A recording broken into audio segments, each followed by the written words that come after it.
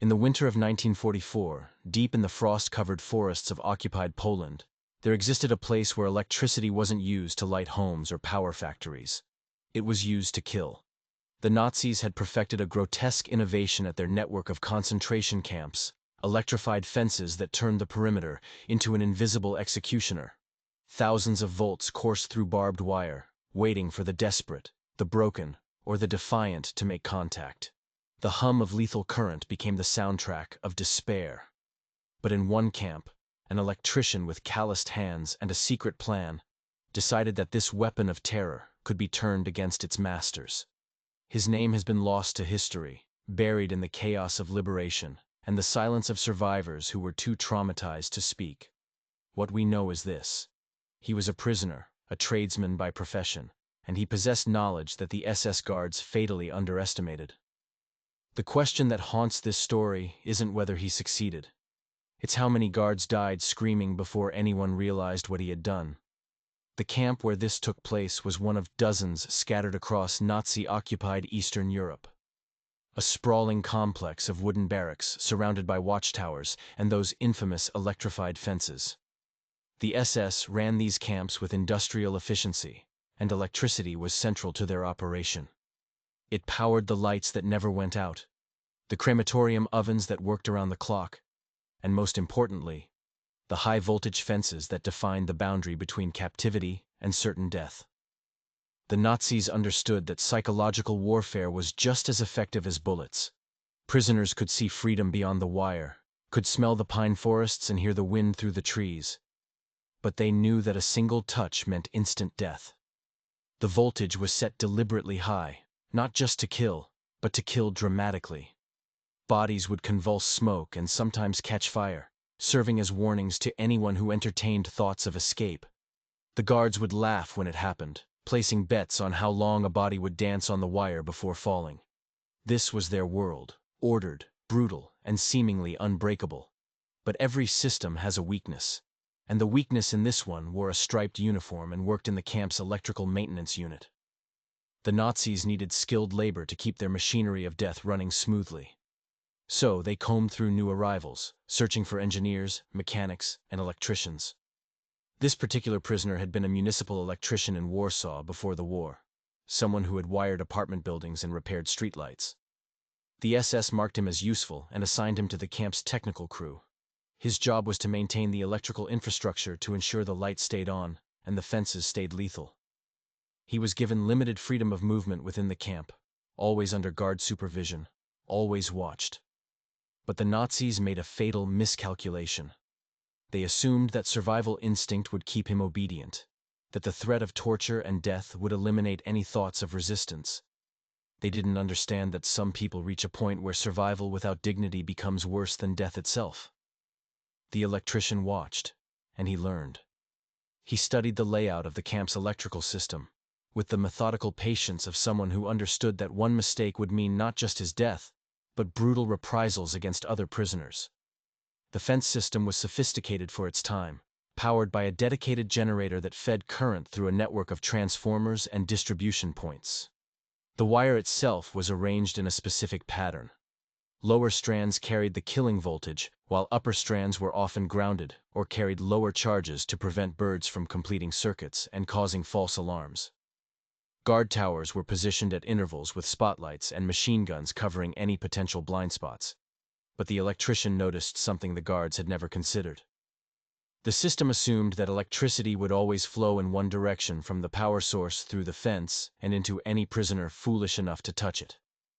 The guards stood on wooden platforms, wore rubber boots, and trusted absolutely in the physics of their barrier.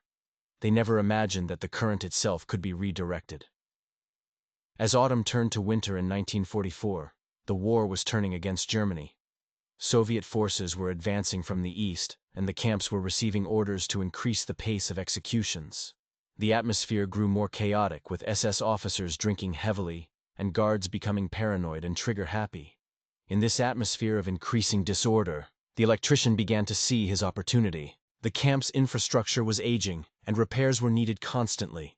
Transformers burned out, connections corroded in the damp air, and the constant vibration from machinery loosened terminals. Every repair request gave him access to the system, and every inspection gave him knowledge. He memorized which circuits controlled which sections of fence, which transformers fed which towers, and most critically, where the grounding systems were located. He began to understand something that would have seemed impossible to anyone who didn't speak the language of voltage and resistance. The fence could be made to defend the prisoners instead of imprisoning them. The plan crystallized in his mind over weeks of careful observation. It would require access to the main distribution panel, a location that was theoretically off-limits, but practically accessible during maintenance operations. It would require speed, because the moment the current was interrupted, alarms would sound. And it would require absolute precision, because if he made an error in the rewiring, he would simply electrocute himself and accomplish nothing. But there was a window of opportunity that he had identified during guard shift changes, when attention was divided and routines were momentarily disrupted. The electrician began to prepare, gathering the tools he would need and hiding them in plain sight among his authorized equipment. He tested his own nerve by making small, undetectable changes to minor circuits, proving to himself that he could work quickly under pressure. And then, on a morning when fog rolled through the camp and visibility dropped to almost nothing, he received the assignment he had been waiting for. Orders to repair a malfunctioning transformer near the main electrical panel. The guards who escorted him to the work site had no idea they were walking him to the place where he would turn their own weapon against them. The morning of the repair assignment arrived with the kind of cold that makes metal tools burn to touch and breath hang visible in the air.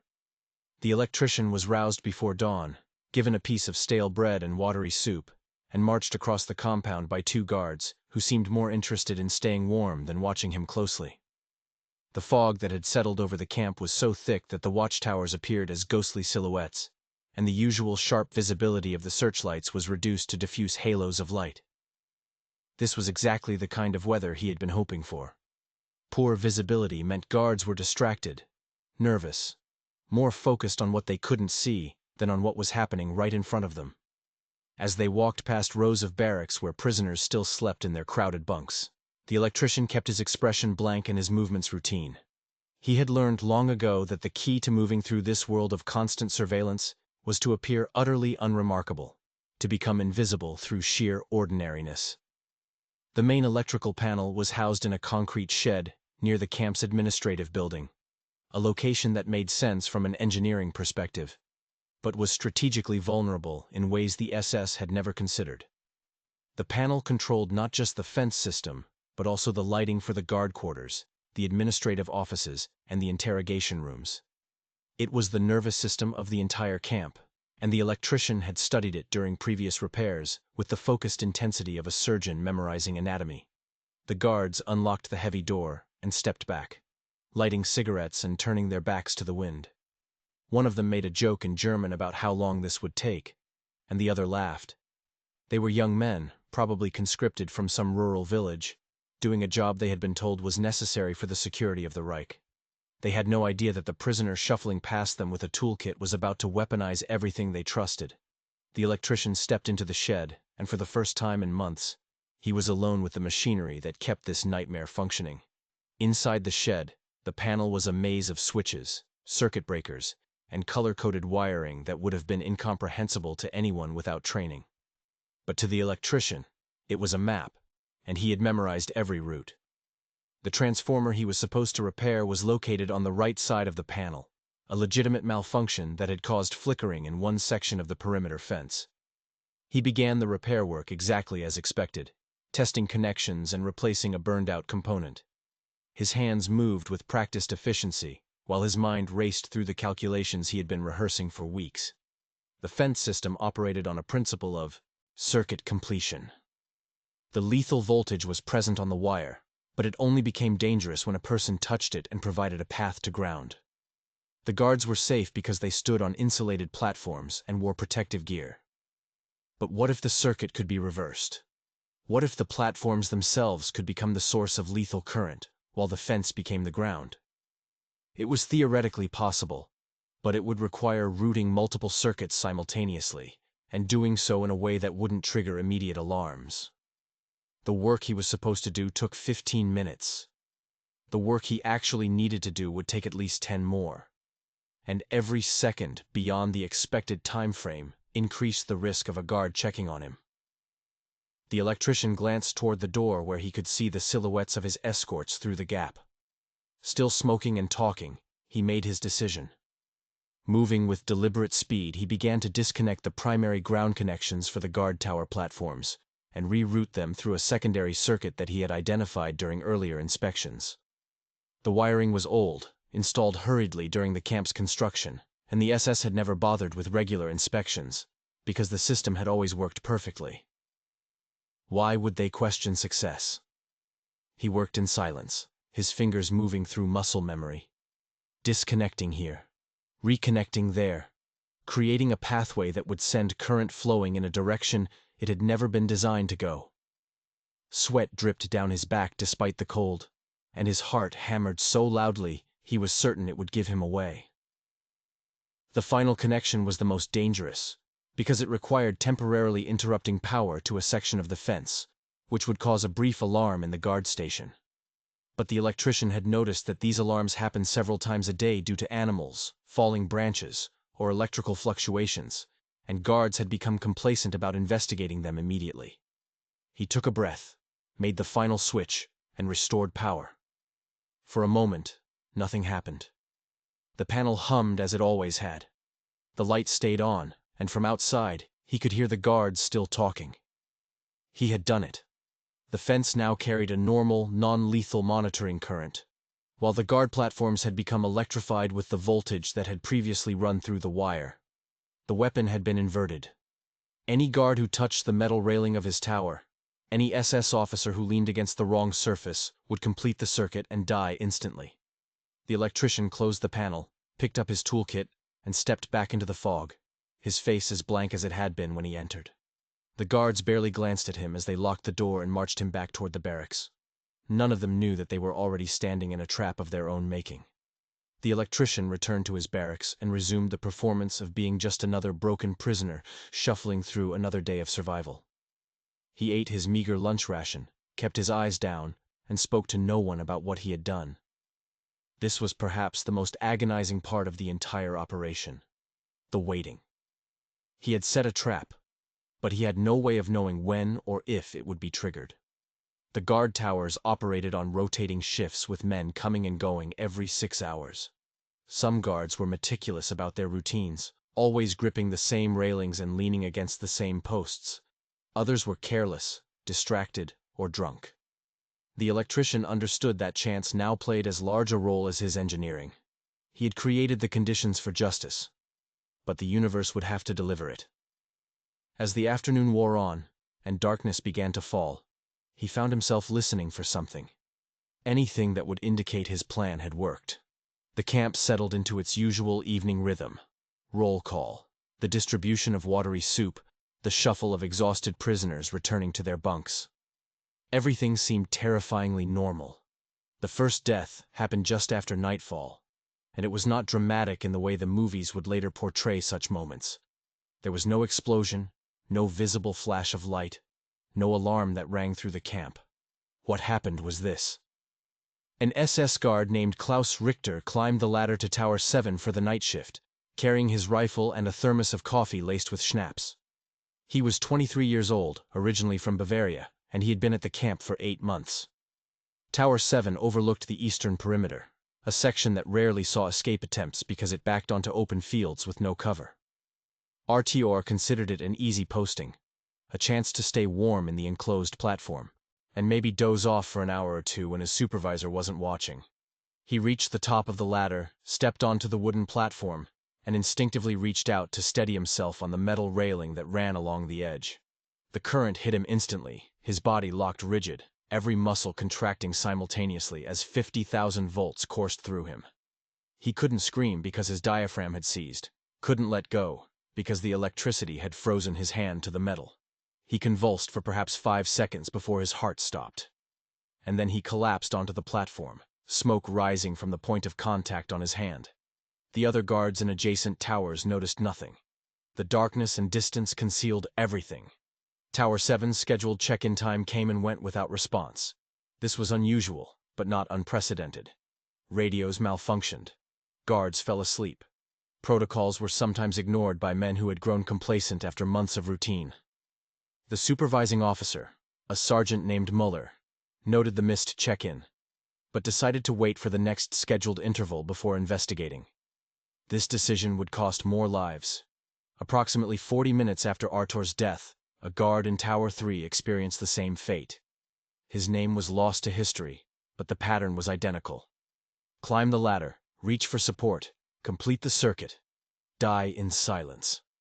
The tower platforms had become electric chairs scattered across the perimeter, like landmines waiting for victims.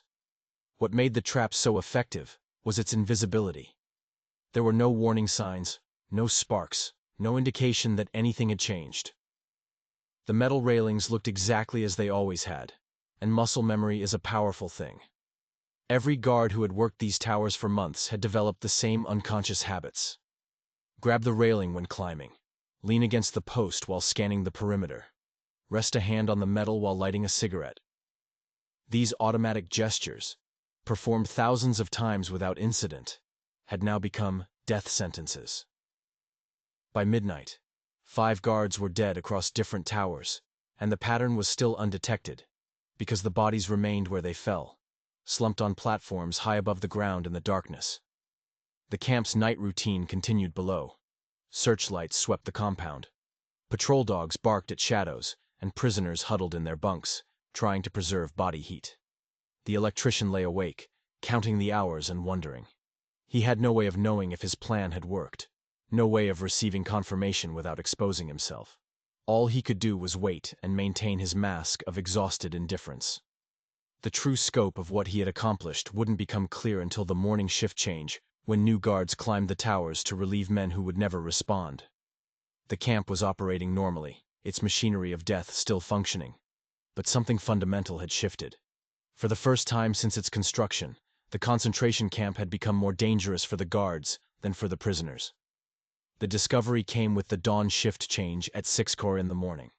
A young guard named Vera Cook climbed Tower 7 to relieve RTOR and found his predecessor's body still smoking slightly. The flesh of his hand fused to the metal railing. Ko screamed, and that scream echoed across the compound, finally breaking the silence that had concealed the night's casualties. Within minutes, guards were shouting, officers were running, and a general alarm was sounded. As soldiers rushed to investigate the other towers, they found more bodies. Tower 3, Tower 9, Tower 12. The realization spread through the SS ranks like ice water. Something was catastrophically wrong with the electrical system, and the fence they had trusted to protect them had somehow become their executioner. Panic replaced discipline as guards abandoned their posts, refusing to touch any metal surface. The camp's command structure began to fracture as officers screamed contradictory orders, and enlisted men backed away from their own equipment.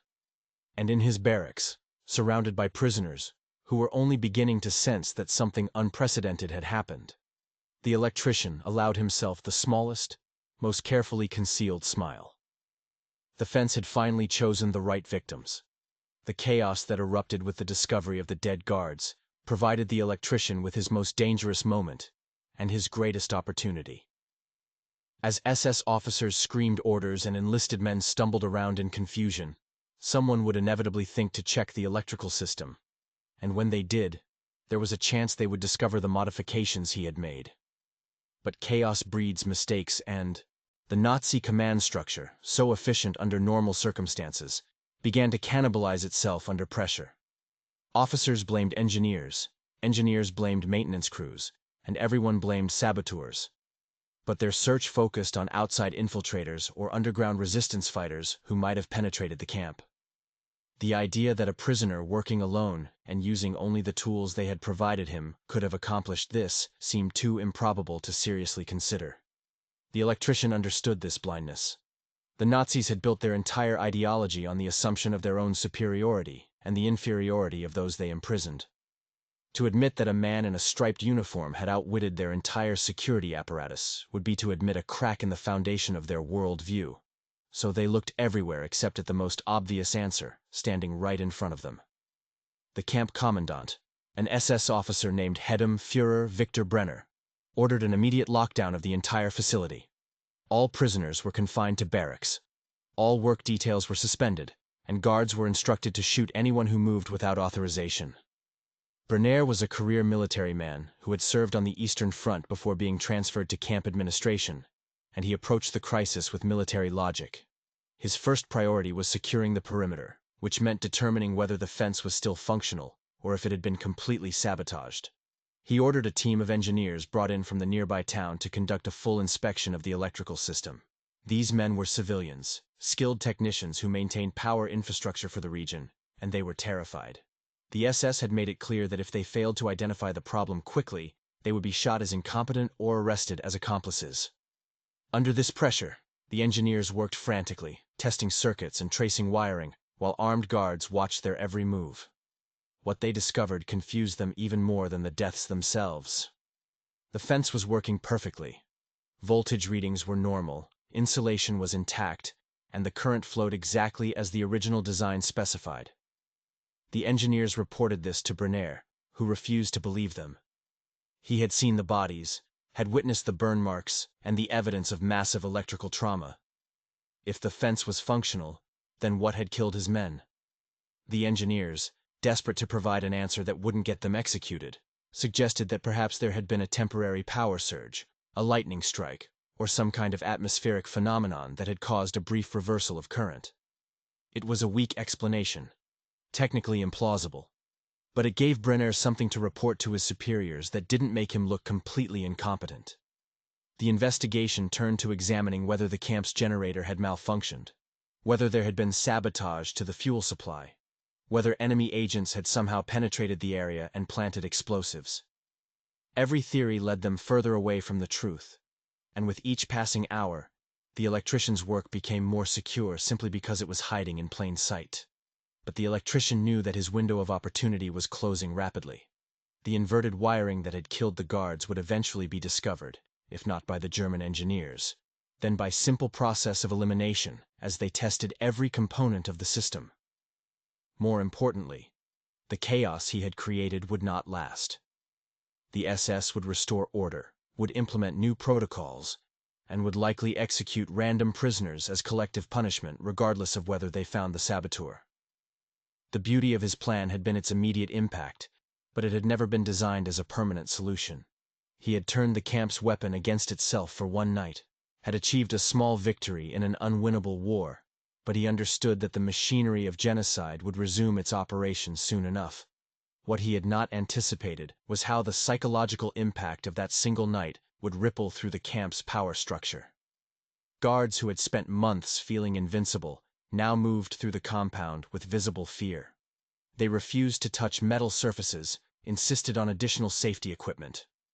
And most importantly, they began to question whether this duty station was worth the risk.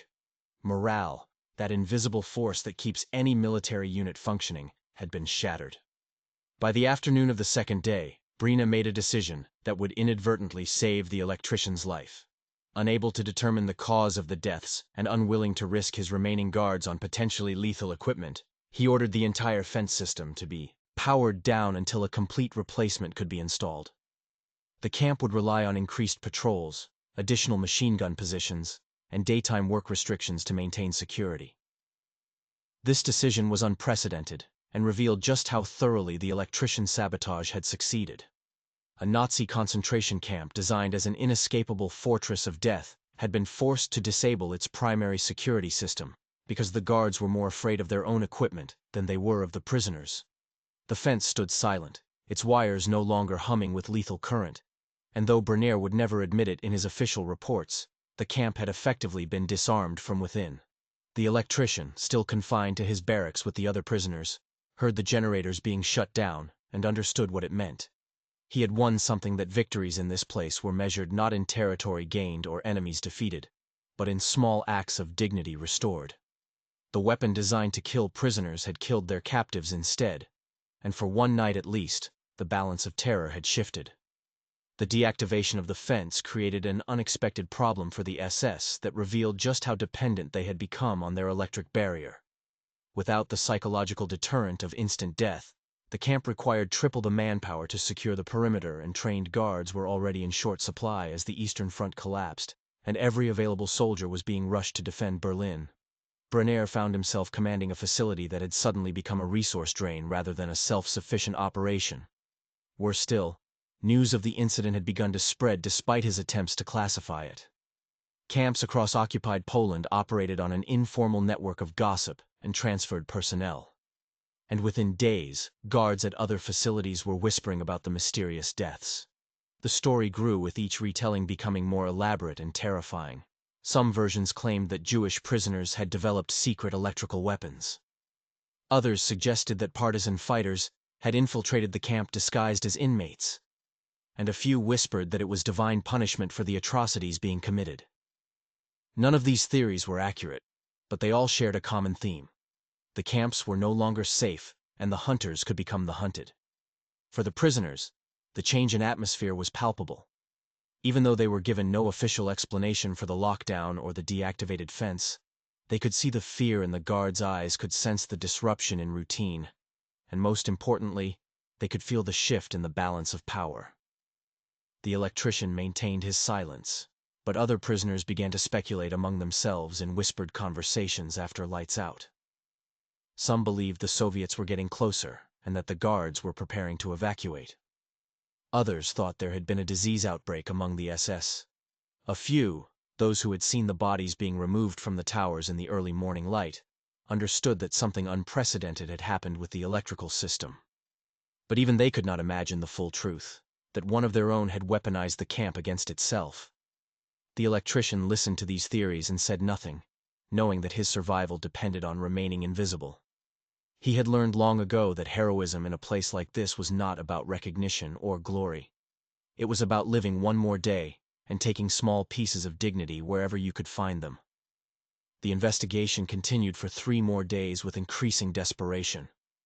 German military engineers arrived from Warsaw, specialists who had designed electrical systems for military installations across occupied territories.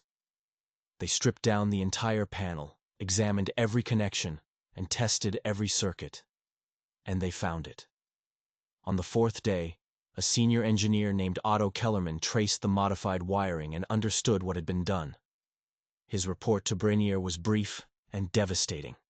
Someone with advanced knowledge of electrical systems had deliberately reversed the current flow, turning the guard platforms into electrified kill zones while rendering the fence itself harmless. The modification was sophisticated, expertly executed, and could only have been accomplished by someone with authorized access to the main panel. Brenner's face went white as he read the report. The saboteur was not an outside agent or a partisan fighter. It was someone inside the camp, someone who had been given tools and opportunity by the SS themselves. The hunt for the electrician began immediately. Brenner ordered the interrogation of every prisoner who had any technical training or who had worked on maintenance crews in the past 6 months. The list included mechanics, plumbers, carpenters, and electricians. There were 47 names on that list, and Brenner intended to torture a confession from every single one of them if necessary. But he made a critical mistake in his methodology. He began the interrogations with the most obvious suspects, the prisoners who had been at the camp the longest, who had the most access, who were known to be skilled. The electrician's name was on the list, but he was number 32.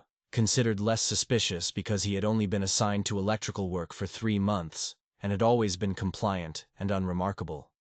This ranking gave him time, and time was the one resource he needed most. As the interrogations began in the administrative building, prisoners started disappearing from the barracks. Some returned hours later, broken and bleeding. Others never came back at all. The electrician knew his turn would come, and he knew he would not survive the interrogation once they focused on him. He had 2 choices: wait for the inevitable and die under torture, or take the desperate chance that the deactivated fence had created. On the night of the 6th day after the deaths, as interrogations continued and the camp descended further into paranoid brutality, the electrician made his decision. The fence was still powered down. Patrols had patterns he had memorized, and the winter darkness provided cover. More importantly, he knew something that Brenner's security assessment had missed. In deactivating the main fence system, they had also disabled several backup alarm circuits that monitored ground disturbances and perimeter breaches. The camp was more vulnerable than it had been since its construction, and this vulnerability was a direct result of his sabotage. He had created his own escape route without even intending to. That night, during the guard shift change, when attention was divided and sightlines were compromised, the electrician made his move. He slipped from the barracks during a bathroom call that was loosely supervised, moved along the shadows of the buildings, and approached the fence that had once been his instrument of vengeance. Now, it would become his path to freedom. He cut through the wire with tools he had hidden weeks earlier, crawled through the gap, and disappeared into the forest beyond, behind him. The camp continued its nightly routine, unaware that the man who had humiliated their entire security apparatus had just walked through the weapon they had trusted to be impregnable. The forest beyond the fence was a landscape of frozen mud, skeletal trees, and darkness so complete that navigation became a matter of feeling rather than sight. The electrician moved slowly, fighting every instinct that screamed at him to run. Running would make noise, would leave obvious tracks, and would exhaust him before he could put meaningful distance between himself and the camp. He had studied the geography during his brief moments outside the barracks, had memorized the direction of the nearest town, and the position of the stars when the sky was clear. His plan, insofar as he had one, was to move southeast toward what he hoped were advancing Soviet lines. Intelligence was scarce inside the camp, but prisoners who arrived on recent transports had whispered that the Red Army was pushing through Poland, liberating camps and towns as they advanced toward Germany. The electrician had no way of knowing how accurate this information was, or how far he would need to travel, but southeast was his best guess at survival. He walked for 3 hours that first night, pausing frequently to listen for pursuit before finding a hollow beneath a fallen tree where he could hide and rest. The alarm was raised at dawn when his absence was discovered during morning roll call. Brenner, already enraged by the ongoing investigation and the loss of control over his camp, ordered an immediate manhunt. Dogs were brought from their kennels, tracking teams were assembled, and guards were dispatched in vehicles to search the roads in nearby villages.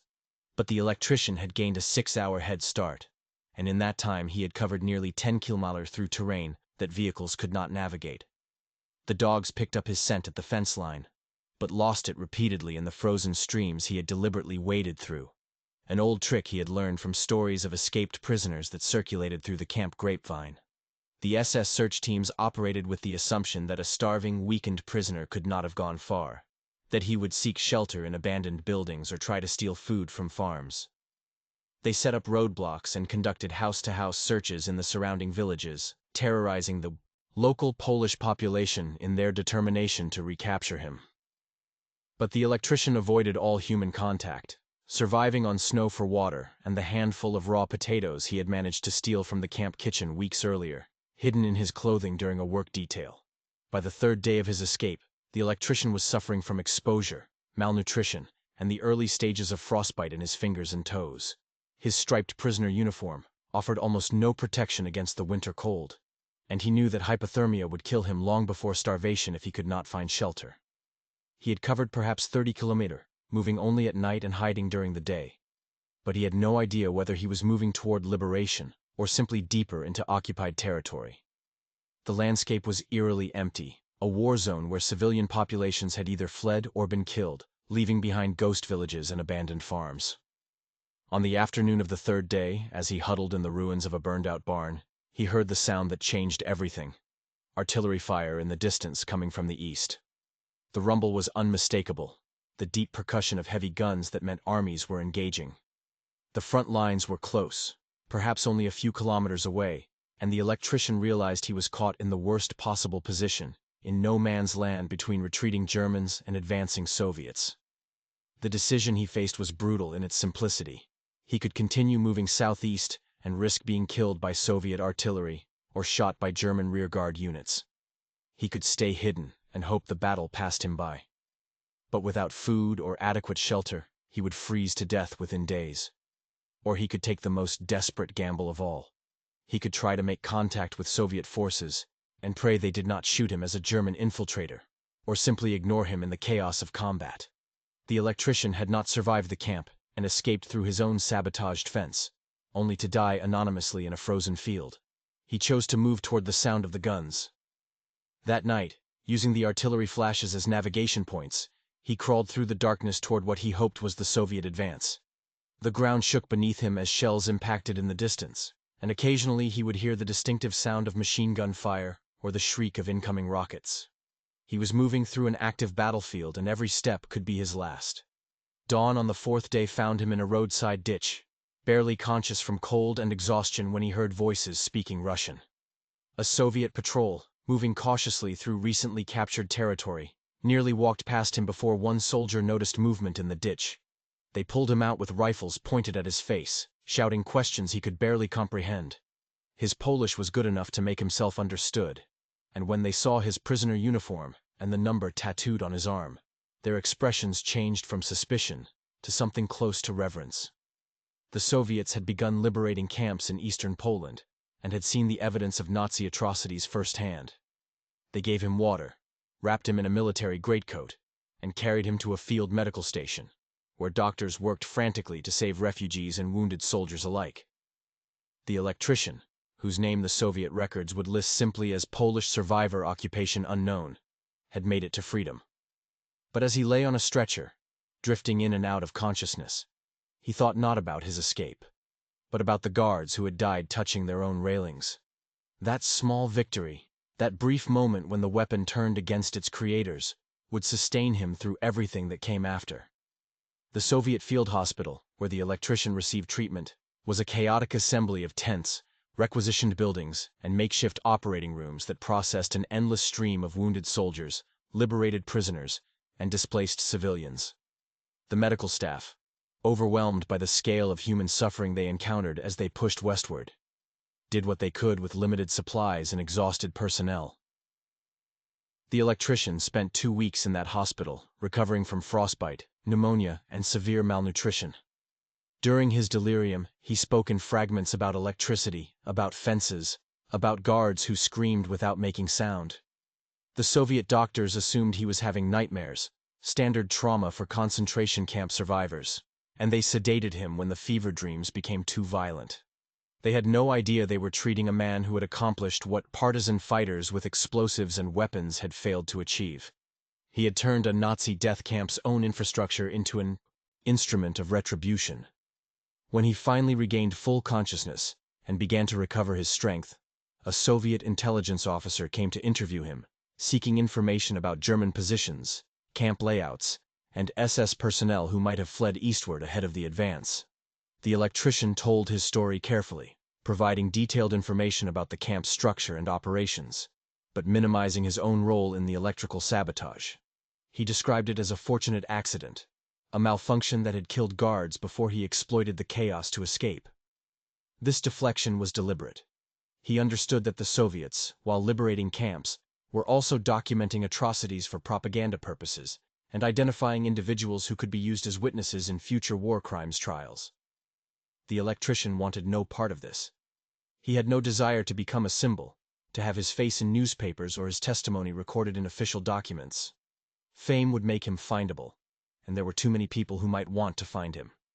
Surviving SS officers seeking revenge, Polish collaborators who feared being identified, or even well-meaning authorities who would want to extract every detail of his experience. He gave the Soviet officer enough information to be useful, but not enough to be memorable. And when the interview concluded, he was processed as one of thousands of anonymous survivors being funneled through the Soviet military system toward uncertain futures. The war in Europe ended 3 months after his escape in May of 1945, with Germany's unconditional surrender. By that time, the Electrician had been moved to a displaced persons camp in Soviet-controlled Poland, a holding facility where refugees waited for documentation, searched for surviving family members, and tried to decide where to go in a world that had been completely transformed. He learned that the concentration camp he had escaped from had been liberated by Soviet forces approximately 2 weeks after his departure. Most of the prisoners had survived, though many died in the days immediately following liberation from disease and the shock of sudden freedom. The SS guards who had not fled were captured and either executed on the spot by vengeful prisoners or taken into Soviet custody for trial. Brenner, the commandant who had ordered the manhunt, was found dead in his office with a gunshot wound to the head, though whether it was suicide or murder was never definitively determined. The Electrician absorbed this information with quiet satisfaction, but shared it with no one. Among the displaced persons, the electrician began to hear fragments of his own story repeated back to him, distorted by repetition and rumor. People spoke of the camp where guards had mysteriously died, where the fence had somehow killed its own operators, where a ghost or an angel or a secret weapon had struck down the SS. The details varied wildly with each telling, but the core narrative remained. Something impossible had happened, and it had given prisoners hope in a place designed to extinguish hope entirely. The electrician listened to these stories as if hearing them for the first time, never acknowledging his role, never correcting the embellishments. He understood something that most people never learn. Sometimes the most powerful stories are the ones that remain anonymous, that exist as shared myths rather than documented facts. His act of sabotage would live on in camp survivor communities, would be whispered about and argued over, and eventually passed down as a legend, but his name would never be attached to it. This anonymity was not modesty, but survival strategy. The world that emerged from the war was not necessarily safe for people who had killed, even in justified revenge. By the autumn of 1945, the electrician had obtained travel documents under a name that was not his own, a common practice among survivors who had lost all official records of their previous lives. He made his way to France, then to a displaced persons program that facilitated immigration to the United States. He arrived in New York in the winter of 1946, processed through immigration as a skilled tradesman, one of thousands of European refugees being absorbed into the American economy. He found work as an electrician in Brooklyn, doing residential repairs and commercial installations, and he never spoke about the war. His neighbors knew him as a quiet man with an accent, someone who kept to himself, but did good work at fair prices. He married a Polish woman he met through a church group for immigrants, had 2 children, and lived a life so aggressively normal that it seemed designed to erase what had come before. But on winter nights, when ice formed on the windows, and darkness came, early, he would sometimes stand in his workshop, holding a piece of wire, and remember the sound of generators shutting down, and the silence that followed. Those moments were his private communion with the past, brief acknowledgments of what he had done before returning to the performance of being ordinary.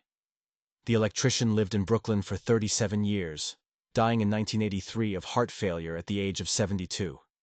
His obituary in the local paper was 4 sentences long, identifying him as a retired tradesman survived by his wife, 2 children, and 5 grandchildren. There was no mention of Poland, no reference to the war, and certainly no hint of what he had accomplished in the winter of 1944.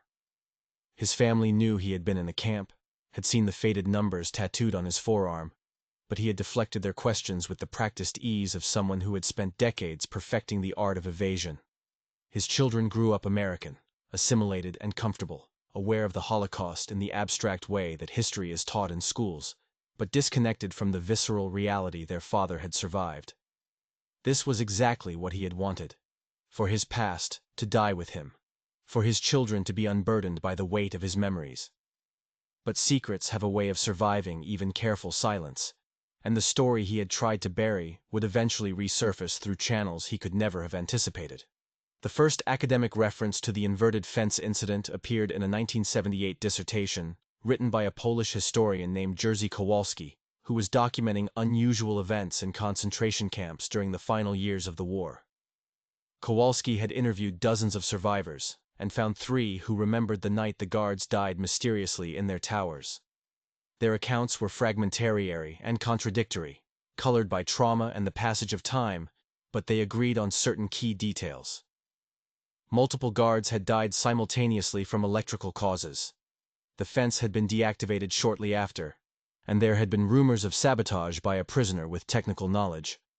Kowalski's dissertation was published in Polish by a small academic press and received almost no attention outside specialist circles, but it was cataloged, archived, and eventually digitized, where it would wait for decades until the internet made such obscure documents suddenly accessible to anyone with curiosity and a search engine.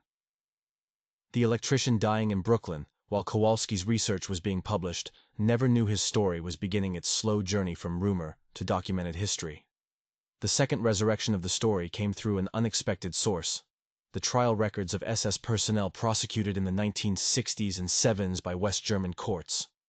Among thousands of pages of testimony about gas chambers and mass executions, there was a brief mention by a former guard who had served at multiple camps.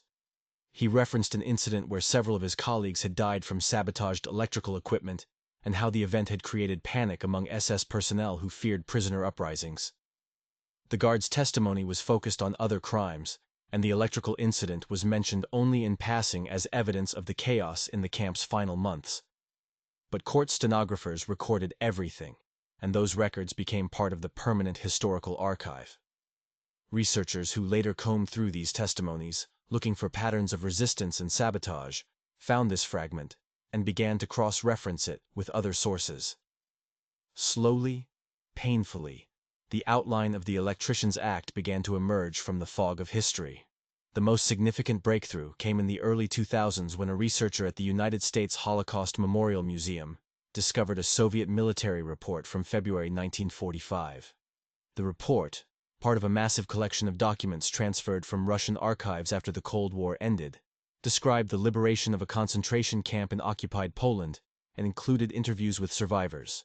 One interview conducted through a translator and recorded in bureaucratic Soviet prose mentioned a prisoner who had escaped after reversing the function of the security apparatus to eliminate hostile personnel. The interview subject had been vague about details, but the report noted that Soviet engineers examining the camp's electrical system after liberation had found evidence of sophisticated and deliberate modification to the wiring. This document, combined with Kowalski's dissertation and the trial testimony, created a triangulation of sources that confirmed something extraordinary had happened.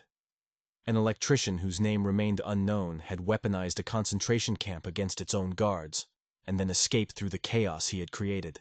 The story began appearing in Holocaust education materials, in books about resistance and sabotage, and eventually in YouTube videos created by history enthusiasts who understood that this narrative combined technical ingenuity, moral justice, and cinematic drama. Each retelling added new details, some accurate and some speculative. But the core truth remained. Somewhere in the winter of 1944, a man with nothing but knowledge and opportunity had turned the machinery of genocide against its operators. The electrician's family, living comfortable lives in America, occasionally encountered references to the unknown electrician in articles or videos, and never recognized their father or grandfather in these accounts. He had been too successful in his concealment, too thorough in his erasure of the past. But the act itself lived on, inspiring new generations who learned that resistance could take many forms, and that sometimes the most devastating weapon against tyranny is simply understanding how its machinery works and having the courage to break it from within. The modern interest in the electrician story reflects a broader cultural hunger for narratives of resistance that go beyond the traditional tales of partisan warfare and military heroism. In an age where technology mediates almost every aspect of life, there is something particularly resonant about a man who used technical knowledge as his weapon. He did not need guns or explosives or outside assistance. He needed only to understand the system better than those who had built it, and to have the nerve to exploit that understanding when the opportunity arose. This appeals to contemporary audiences in ways that stories of conventional heroism sometimes do not, because it suggests that power can be challenged not through superior force, but through superior knowledge. The electrician was not physically stronger than his captors, was not better armed, and had no organization supporting him. What he had was expertise that the SS had failed to recognize as dangerous, and the intelligence to weaponize that expertise when the moment came. This is a David and Goliath story for the 21st century, where the sling is replaced by wire cutters and circuit diagrams. But the story also raises uncomfortable questions about how we remember resistance, and who gets to be remembered as a hero. The electrician killed at least 5 guards, possibly more, through deliberate sabotage. Under any conventional moral framework, this would be considered justified homicide at minimum. Acts of war committed by a prisoner against enemy combatants. Yet, the electrician himself never sought recognition for these acts, never testified at trials, never gave interviews to document his role. This suggests he understood something about the nature of justice in the aftermath of atrocity, that the world would want to judge him, would want to examine his actions through legal and moral frameworks that could never account for the reality of existence in a death camp. By remaining anonymous, he avoided becoming a symbol that others could use for their own purposes. He denied both the prosecutors, who would have made him a witness, and the revisionists who would have questioned his legitimacy. His silence was its own form of power. The technical details of what he accomplished have been analyzed by modern engineers who have attempted to reverse engineer the modifications based on the sparse historical evidence. The consensus among experts is that the feat was genuinely sophisticated, requiring not just knowledge of electrical systems, but an understanding of the specific vulnerabilities in the camp's infrastructure. The Nazi fence systems were designed with multiple safety features to prevent exactly the kind of circuit reversal the electrician achieved. He would have needed to bypass these safeguards, route power through alternate pathways, and do so in a way that did not trigger immediate alarms or visible system failures. One electrical engineer who studied the case for a technical journal concluded that the modification would have required at least 20 separate changes to the wiring, each one precisely calculated to maintain the appearance of normal operation while fundamentally altering the current flow. The fact that the electrician accomplished this alone, working under guard supervision with limited time and tools, elevates the act from clever sabotage to genuine technical genius. The psychological dimension of the story is equally complex. The electrician lived for nearly 4 decades after the war without ever speaking publicly about what he had done. This silence was not unusual among Holocaust survivors, many of whom found it impossible to articulate their experiences to people who had not lived through them. But the electrician's silence was more specific.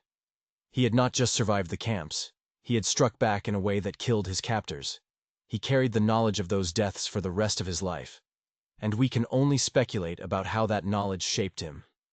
Did he feel guilt, pride, both? Neither. The historical record offers no answers because he left no testimony. What we do know is that he chose a life of aggressive, normally working a blue-collar job and raising a family in a quiet neighborhood, as if he were determined to prove that he was not defined by the single most extraordinary act of his life. This choice itself reveals something profound about trauma and survival. Sometimes the greatest victory is not in being remembered for your heroism, but in being allowed to forget it yourself. The camp where this occurred was eventually demolished by Soviet authorities in the late 1940s. Its buildings torn down and its grounds plowed over in an attempt to erase the physical evidence of Nazi atrocities. Today, the location is marked by a simple memorial stone, and almost nothing remains of the original structures.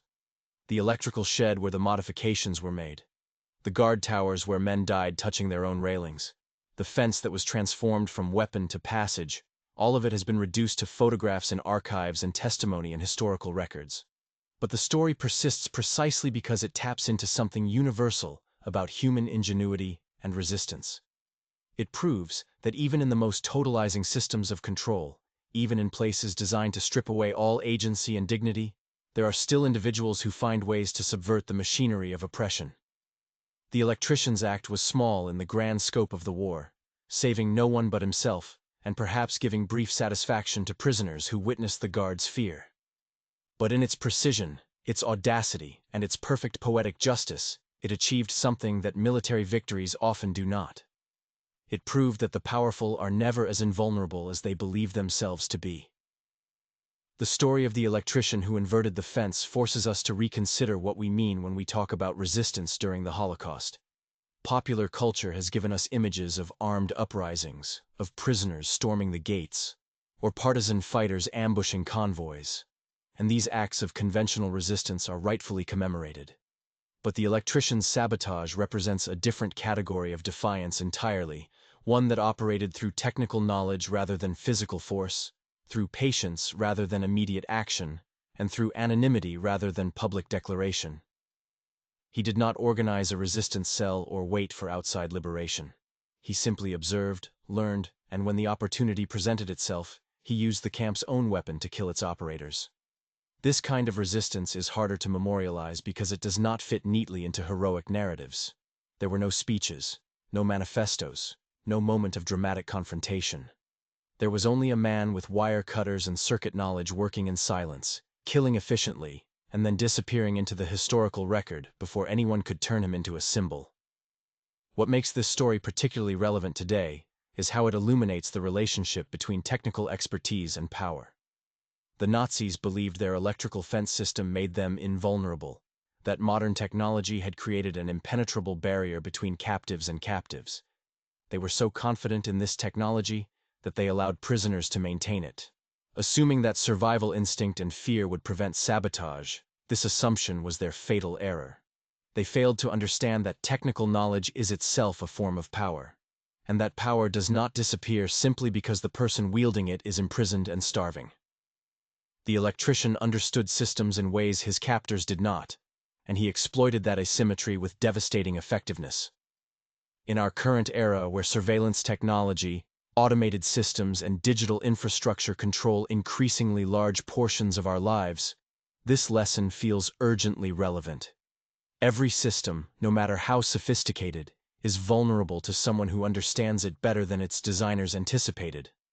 The fence did not fail because of a flaw in its engineering. It failed because one man understood that engineering better than the people who trusted it. The anonymity of the electrician also challenges our assumptions about how history should be remembered.